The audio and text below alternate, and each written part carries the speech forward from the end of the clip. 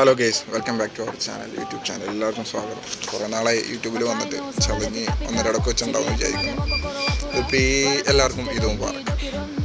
നമ്മൾ ഈ നടക്കുന്നത് ഭക്ഷണം കഴിക്കാൻ വേണ്ടിയുള്ള പോക്കാണ്. അത് ഈ വെയിലത്ത്, പൂരി വെയിലത്ത് അതും തൊപ്പി വെച്ചിട്ടുണ്ട്. എന്താ ചൂട് നോക്കി, വെയിലിങ്ങനെ തിളച്ച് നിൽക്കാൻ വെച്ച സമയത്ത് അപ്പോൾ മന്ദം നടന്ന് നമ്മൾ ഇങ്ങോട്ടാണ് പോകുന്നത്. നേരെ തറവാട്ടിലോട്ട്. നമുക്കിവിടെ ഒരു തറവാടുണ്ട്. ഞാൻ നിൽക്കുന്ന സ്ഥലത്ത്, ഞാൻ റിയാദിനാണുള്ളത്.